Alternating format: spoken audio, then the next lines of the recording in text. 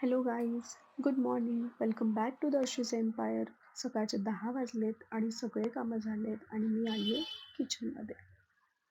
असं म्हणतात की आंघोळ करून झाल्यानंतर 1 ग्लास पाणी प्यावं, ते शरीरासाठी चांगलं असतं आणि म्हणून इथे मी 1 ग्लास पाणी पिते. रोज स्वयंपाकाला काय करावं, रोज काय भाजी करावी, हा मला असं वाटतं की माझ्यासाठीच नाही सर्वांसाठीच एक प्रश्न असतो. त्यामुळे म्हटलं चला आज काय आहे तर फ्रीजमध्ये दिसली पालक. स्वच्छ धुवून घेतली 3-4 पाण्याने कारण खूप माती होती पालकमध्ये आणि तसे हिवाळा संपत आलाय त्यामुळे आता पालेभाज्या कमीच भेटतील. म्हटलं की डाळ भाजीच करूया. आता तुम्ही म्हणाल डाळ भाजी म्हणजे काय? इकडे विदर्भामध्ये अ, आपण जी तुरीची डाळ वरणासाठी वापरतो ना, त्या डाळीमध्येच पालक टाकली जाते. शेंगदाणे, टोमॅटो चिरून त्यामध्ये टाकला जातो. काही जण मिरचीही टाकतात, लसूणही टाकतात, पण मी साधीच बनवते त्यामुळे मी इतकंच साहित्य टाकलं. त्यामध्ये थोडीशी हळद टाकली आणि बस आपण जसं नॉर्मल वरण भाताचा कुकर लावतो, हे सगळं मिक्स करून घ्यायचं आणि तसा कुकर लावायचा.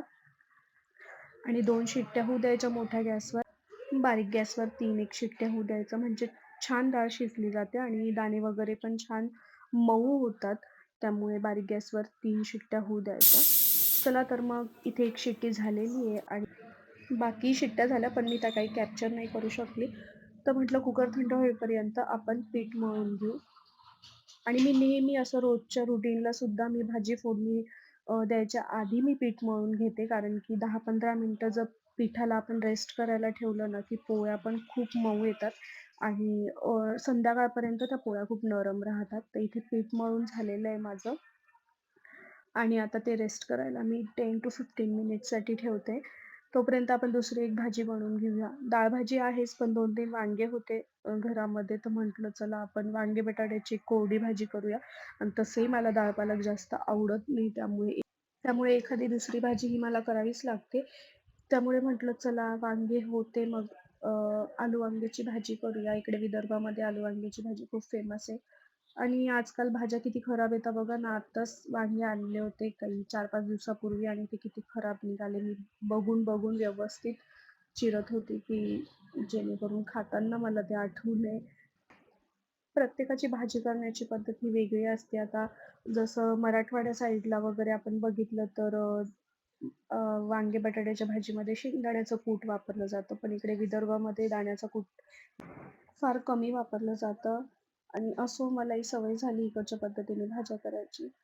तर मी लसूणही सोलून घेतलं, आलं लसूणची पेस्ट केली. मला ती प्रिझर्व्हेटिव्ह पेस्ट असते ना, ती अजिबात आवडत नाही आणि घरी सुद्धा आधी करून ठेवलेली पेस्ट मला आवडत नाही. वेळेवरच आपण भाजी करताना जी पेस्ट करतो ना, तिची टेस्ट खूप वेगळीच येते आणि मला तीच आवडते.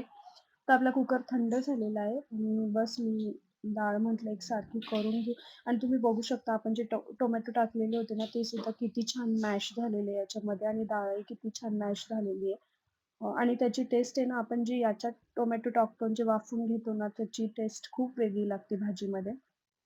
तर इथे तेल गरम झालंय, जिरं, मोहरी टाकलेली आहे आणि ती छान तडतडू दिलेली, त्याच्याने टेस्ट चांगली लागते. त्यामध्ये आलं लसणाची पेस्ट टाकली थोडीशी आणि थोडासा हिंग टाकलाय. हिंग भाज्यांमध्ये टाकावा कारण त्याच्याने पचन चांगलं होतं.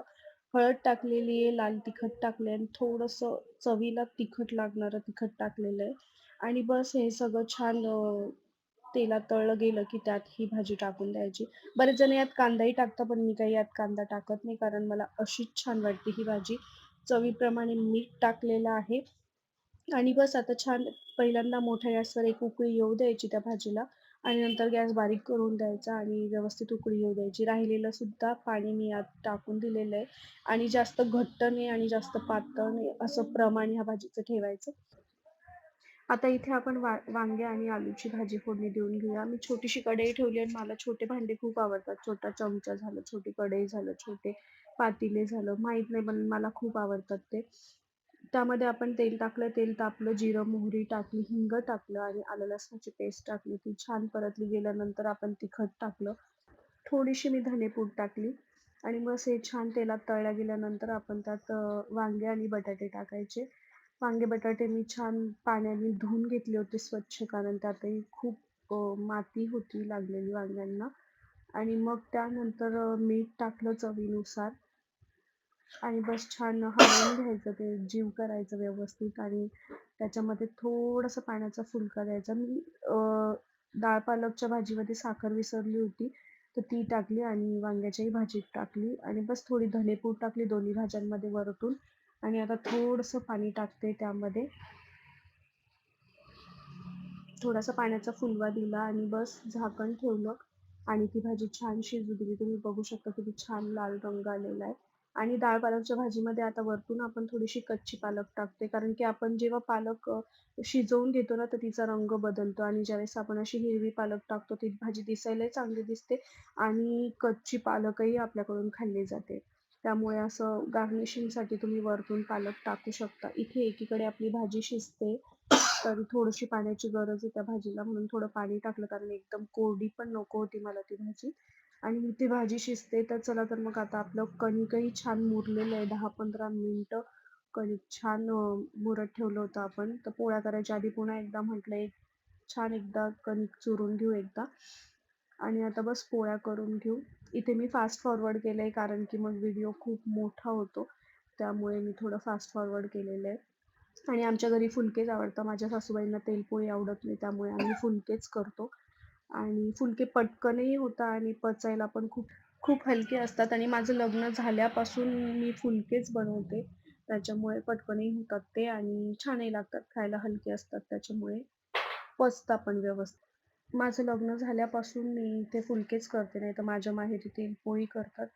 पण इथे मला सासूबाईंमुळे सवय लागली फुलके करायची आणि ते लवकर होतात. आपलं कामही पटकन होतं आणि नेहमीप्रमाणे पहिली पोळी काही फुगलेलीच नाहीये आणि मी तिथे जाळीवर पोळी याच्यासाठी ठेवते, कारण की त्या पोळीची वाफ निघून जाते आणि मग ती आपल्याला आपल्या हॉटपॉटमध्ये ठेवता येते, जेणेकरून पोळीला घाम येत नाही आणि त्या पोळ्या मग अशा आपण म्हणतो ना, अशा भिजल्यासारख्या वाटत नाही.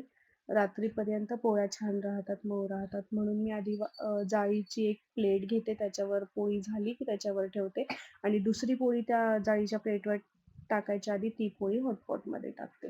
बस चला तर मग इथे मी पटकन पोळ्या करून घेते सगळ्या आणि मग तुम्हाला भेटते. कारण की भरपूर पोळ्या आहे. प्रत्येक पोळी दाखवणं सोपं नाहीये, त्याच्यामुळे सगळ्या पोळ्या करून घेते. मग भेटूया. इकडे आपली भाजीकडेही लक्ष द्यायचं होतं. भाजी होत आली, आता बस गॅस बंद करते आणि पोळ्या पूर्ण करून घेते.